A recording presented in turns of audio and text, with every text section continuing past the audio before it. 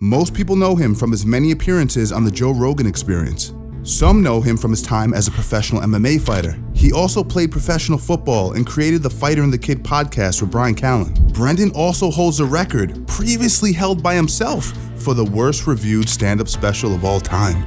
Oh, my bad, Mr. Whole Foods, my bad.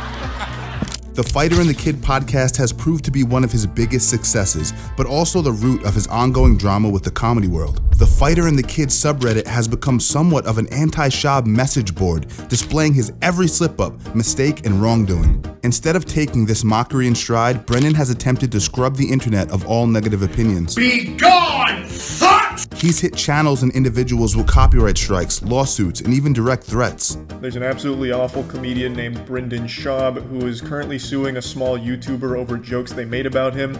Also worth noting that YouTuber lost both of their channels, perhaps because of Schaub, though that's still alleged. At first, Brendan had nothing to hide. He was just another internet personality getting made fun of online. It wasn't until actual damning allegations came out that Brendan started taking matters into his own hands. He's been accused of hitting on a number of women, specifically in the comedy world, as a married man. Instead of admitting his wrongdoings, Brendan consistently denies all negative allegations. He doesn't hold back in trying to clear his public image. Zero accountability, zero honesty, and zero remorse for the people he's thrown under the bus. To Brendan's credit, he's more than willing to talk about the drama he's involved in. However, he never directly apologizes for the initial allegation. He ducks questions, points fingers, and contests accusations constantly. But Brendan Schaub's career shouldn't be limited to petty internet beef. There's more to the story than what you may have seen online. Brendan was an accomplished MMA fighter and a significant figure in the ever-expanding comedy podcast world. Like the rest of us, he's not perfect. While he certainly should have handled certain situations differently, he deserves to have his story heard. This is the life and career of Brendan Peter Schaub, and believe me, it's a wild ride. Welcome to the Steven Strangles channel. If you enjoy videos like this, consider liking, subscribing, and turning on post notifications. Now, I don't want to slow the process down. Let's get back into Brendan Schaub.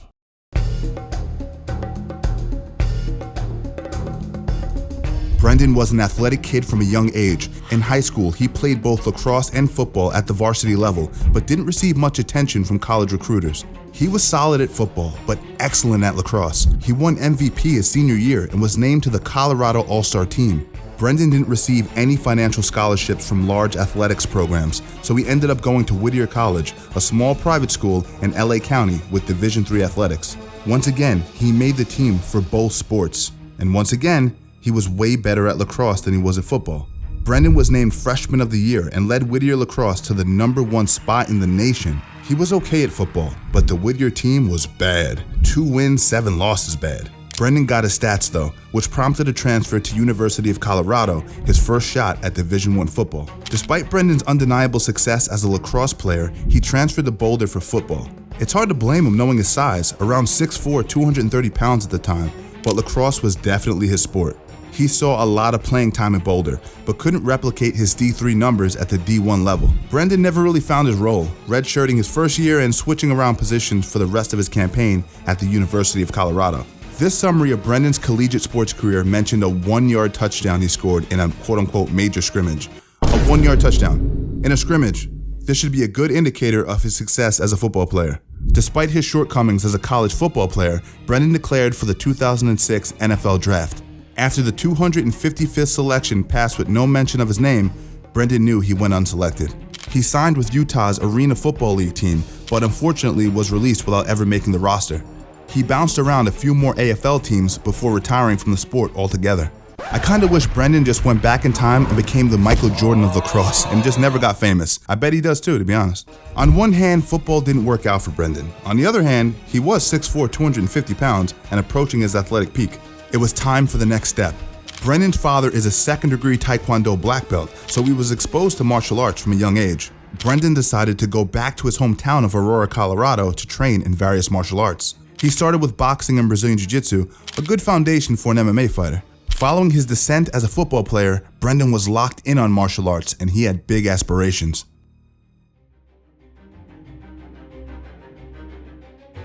Just 6 months after picking up boxing, Brendan won the Colorado Novice Division Golden Gloves heavyweight title. Now a lot of you guys are laughing, you're going, oh, it was novice. You do it. You do it. He started training with UFC heavyweight contender Shane Carwin, who helped him transition into professional MMA. He started to bridge the gap between striking and grappling, developing his clinch and ground game. Brendan won his first 4 professional fights, becoming the Ring of Fire heavyweight champion. He was moving through the ranks quickly, and his UFC debut was inevitable.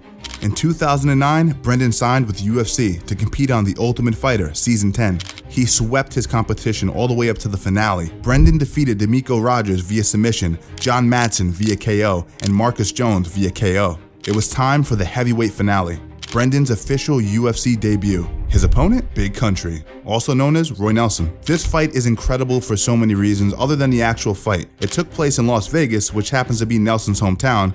Roy had home court advantage from the start, and he was hungry coming off of 2 losses. Brendan walked out to Jay-Z's Run This Town, and the crowd was less than impressed. He even started receiving boos when the lights dimmed for Nelson's intro. Big Country walked out to Michael Jackson's Bad and stole the crowd immediately. Before the fight even started, Big Country had an edge on Brendan. He's just lost back-to-back fights, he's got a home crowd, and he's facing an undefeated Brendan Schaub. After losing to Andrei Arlovski, this was essentially a rebound fight for Nelson. To add insult to injury, Joe Rogan was calling Brendan Brandon for most of the broadcast. We saw Brandon when he got mounted by Marcus Jones. The fight was anticipated as somewhat of a striker versus grappler matchup.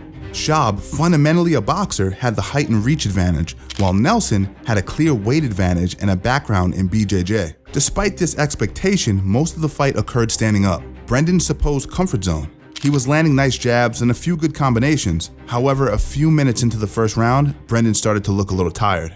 With about a minute and a half left in the first round, Mike Goldberg dropped some of the most ironic foreshadowing of all time. In response to Rogan poking fun at Nelson's weight, Goldie said, "You're funny, you should be a comedian." As soon as he said the word comedian, Nelson dropped Schaub with a huge overhand right to the temple. It's almost like Goldie hypnotized Brendan before he got knocked out. Can we just pause for a second and admire the most 2009 screenshot of all time? Of course, we've got both guys dripped out in tap-out gear. We got the Mansers and the 1,000 Ways to Die sneak peek in the corner. And we've got a banner for James Cameron's Avatar on the mat. Incredible stuff, historical stuff. Let's get back into it. With the hypnosis from Mike Goldberg, Brendan did eventually become a comedian, with the help of Joe Rogan at that. And we'll get to his comedy career, but Brendan's UFC career was just getting started. After the loss to Big Country, Brendan hit the gas. He won 4 straight fights, quickly cementing himself in the heavyweight division. He won his second UFC bout in 47 seconds with a TKO against Chase Gormley. Over the next year, he won another 3 straight, including a matchup against Mirko Cro Cop at UFC 128. Mirko was an established fighter at this point, with 38 professional matches under his belt. Brendan had only 8, but 7 came as wins. He was feeling good going into this fight, and it showed. In the 3rd round, Brendan had arguably the best knockout of his career. It's not arguable, he definitely had the best knockout of his career. Mirko was setting up a left body kick when Brendan timed a beautiful overhand right. The way Mirko ragdolled to the ground looks like something straight out of a video game. It was a convincing win for Brendan, and people were excited about his future.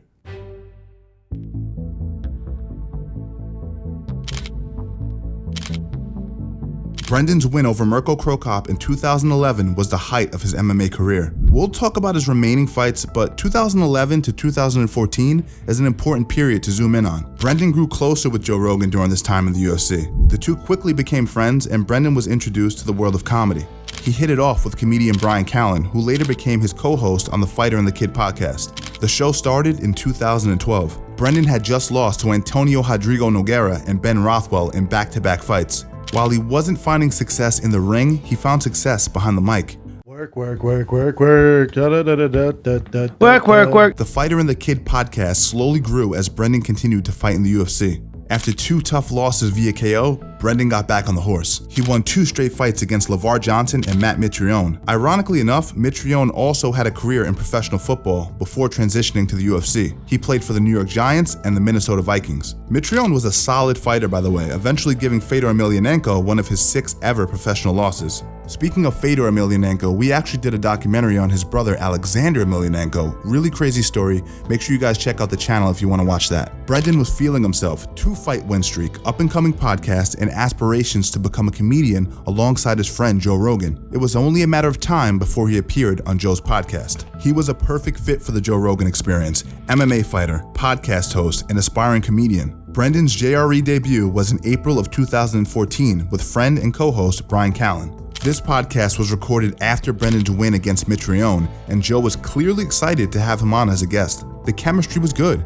They were getting along, and Joe was supportive of Brendan's MMA career. Honestly, everything went downhill from here. Later that year, Brendan lost to Andrei Arlovski via split decision at UFC 174. Like any split decision ending, it was debatable. Brendan felt that he should have won, so he pleaded his case on the Fighter and the Kid podcast. It was essentially 1 hour of Brendan defending his performance, with Callan piping in occasionally to sing whatever Brendan just said. You can't judge a fight based off damage to the face. I cut very easily. I've always cut easy my entire career. Nonetheless, the Fighter and the Kid community was very supportive, and Brendan's mind was already on his next fight. UFC 181, Brendan Schaub versus Travis Brown, Brendan's last fight. Travis Brown, by the way, just looks like an NPC, right? UFC 4 creative fighter? Come on. Brown had a clear advantage over Schaub the entire fight. On top of Brown being nearly 6'7", he looked more comfortable, more capable, and far more experienced than Schaub. Brendan lost via TKO in the first round, which inspired a media onslaught, including flack from his buddy, Joe Rogan. Just days after the fight, Rogan joined Brian and Brendan on the Fighter and the Kid podcast, filmed and recorded in Joe's studio. After Brendan broke down his fight against Travis Brown, Joe hit him with a major reality check. This would end up being good advice, and Brendan clearly took it to heart. I worry about your commitment to fighting, and I worry about where you stand, not your commitment to training. I think you have one foot out the door. I don't see you beating the elite guys. He hasn't had a professional MMA fight since. Also, it's not easy getting dumped on for 5 minutes by anyone, let alone Joe Rogan, one of the biggest names in media, and a close friend of Brendan's. I don't see you beating Cain Velasquez. I don't see you beating Junior Dos Santos. I don't see you beating Fabricio Verdum. If you had a wrestling match with Cain Velasquez, how well do you think you'd do? Straight up wrestling? Yeah. I think people would be surprised. Really? You think so? I think you'd be surprised. As the comments on this episode point out, Brendan took this criticism very well. I think you'd be surprised. He listened to Joe's points, shared his perspective, and continued on with the podcast. It's not easy to sit there and be told you're approaching irrelevance, but Brendan did it graciously. Cain Velasquez is going through some trouble right now, as we all know, but Joe is right here. 2014 Cain Velasquez is putting Brendan under the mat. Following this advice from Rogan, Brendan retired from MMA and focused on podcasting. The Fighter and the Kid was produced by Fox Sports until 2016, when Brian and Brendan reached a contract dispute with the network. They were no longer under contract with Fox, so they started producing the podcast themselves. This shift gave the show new life and likely felt like a fresh start for Brendan. He built a little more distance between himself and the sports world, inching closer to the comedy world. Brian Callen inspired Brendan to start doing stand-up comedy himself. After their deal with Fox, the duo took the podcast on tour, testing out their dual stand-up comedy act. The Fighter and the Kid was growing, and Brendan was gaining experience as a comedian. In 2016, a community subreddit was formed. A subreddit for all things The Fighter and the Kid. Fans would discuss the show and post funny clips. Initially, the subreddit soon devolved into hate posts about both co-hosts, but primarily Brendan. People would clip any and every slip-up, mistake, or joke that fell flat. They were hyper-analyzing Brendan's every move, showcasing his shortcomings as a comedian. A famous example is the homeless cats incident. Brendan was discussing those that hate on successful people, claiming that their opinions don't matter, like the opinions of homeless people or cats, which is ridiculous. This incredibly ignorant comparison drew lots of attention from the subreddit. They've crucified Brendan for saying this, and they've identified as homeless cats ever since. The homeless cats continue to post clips of Brendan saying anything remotely stupid. These clips include Brendan doubling down that Africa is a country. People say Africa like it's a country. I do it too all the time. Africa is a country. What? And Brendan saying pronunciation as pronounce-ination. While dragging about his pronunciation, these slip-ups were soon coined as Schaubisms under the greater language of Shabanese, which, by the way, has nothing to do with Stranglish. Brendan's podcast slip-ups weren't the only point of criticism from the homeless cats. As Brendan did more stand-up comedy, they laid into him for having predictable, bland, and straight-up bad jokes. Stand-up was Brendan's strength in the ring, but definitely not behind the microphone. He didn't release his first special until 2019. It was clearly something he wanted to take his time on. In the meantime, he did commentary for the Mayweather vs. McGregor match and worked as a correspondent for E! Entertainment News. He was a co-host for various award aftershows, including the Golden Globes, Oscars, Emmys, and People's Choice Awards. I'm curious how he got stuck co-hosting award shows after shows. That's just such a random role. I think you'd be surprised. The day has finally come. May 17th, 2019. Brendan's first comedy special, You'd Be Surprised, was released through Showtime. The special was named after Joe Rogan's thoughts on a wrestling match between Brendan and Cain Velasquez. I think you'd be surprised. Brendan had been doing comedy for 5 or 6 years now, and his hour-long debut was highly anticipated. To say it flopped would be an understatement. You'd Be Surprised received 1.5 out of 10 stars on IMDb, the worst rating of any stand-up special listed on the platform, ever. The reviews were relentless, and the homeless cats had a field day. Comments like, everyone laughed when Brendan said he would be a comedian. No one's laughing now. Time for Rogan to give Brendan another talk. He's living proof that you can do anything if you know the right people. Multiple YouTubers released videos destroying You'd Be Surprised, including Brendan Schaub's You'd Be Surprised is the worst comedy special I've ever seen, uploaded by Beige Frequency. He was being called the first ever CTE comic. People weren't holding back on Brendan, especially the homeless cats. You'd Be Surprised is the origin of Brendan's mediocre catchphrase, dicey dicey, a Schaubinism that's still in heavy rotation to this day. Dicey, dicey. It's a perfect catchphrase for Brendan. Many aspects of his career have been dicey, and they only got dicier from here. Let's take the elephant out of the room.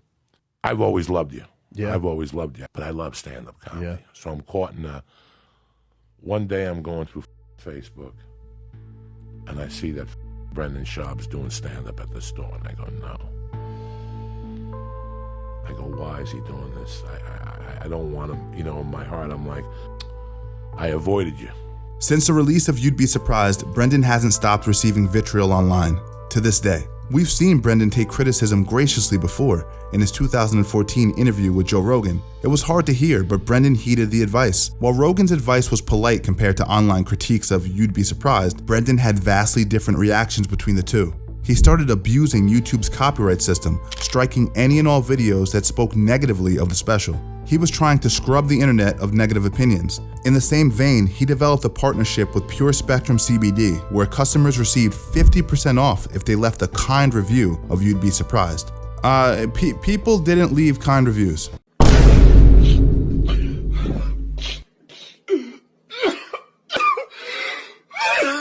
He was in full damage control mode. Instead of considering constructive criticism and blocking out the blind hatred, Brendan tried to erase all of it. This did nothing but stoke the flame, as the homeless cats now knew how much Brendan was affected by online shit-talking. The Fighter and the Kid subreddit continued to tear him apart. In the rubble of You'd Be Surprised, Showtime let Brendan go. They didn't explicitly say why, but I think we can all put 2 and 2 together. The special was historically bad, and Brendan's online presence revolved around negativity. Brendan's separation from Showtime was similar to the Fighter and the Kid's separation from Fox Sports. It was a clean slate, a fresh start, and an opportunity to produce his own content. In 2021, Brendan started Thick Boy Network. Yes, thick, with 3 C's. Brendan's content was still mediocre, but now it was also underfunded. In 2022, Brendan put out his second stand-up comedy special, this time under Thick Boy Network, The Gringo Poppy, but we'll get to that in a second. In late 2021, a video of Brendan was leaked to the public. It was a wide-angle view of a pool party, attended by various media and sports personalities. Brendan is seen handing a piece of paper thought to be his phone number to a woman. Brendan had been married for a number of years at this point and also had children. The prospect of him hitting on a girl at a party got the attention of everyone online, especially the homeless cats, and his wife probably. But let's be honest, this isn't that bad on its own. It could be a misread of the video. Maybe it wasn't his phone number. Maybe the woman was a friend of his. Maybe this whole thing was a misunderstanding. He still had the benefit of the doubt.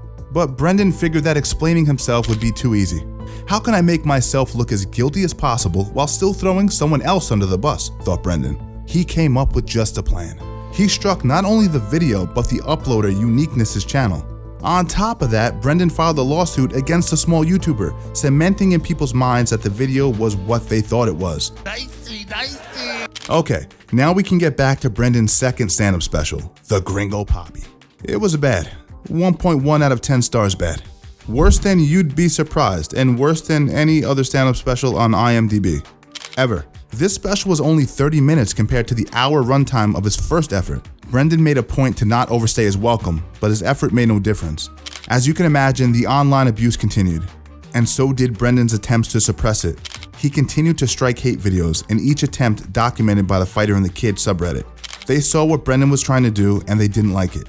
His tirade of suppression continued when he was called out on the Trash Tuesday podcast for asking one of the hosts, Annie Letterman, to walk him to his truck. That was like, why don't you walk me to my truck, this married guy, where I'm like, and we know him, I'm not going to say who it is, but he's like, know him. why don't you give me a walk, why don't you you should walk me to my truck. I'm like, Again, Brendan is a married man, and this allegation caught the attention of the homeless cats. However, Brendan completely denied Annie's claims, which started an avalanche of drama, finger-pointing, and lies.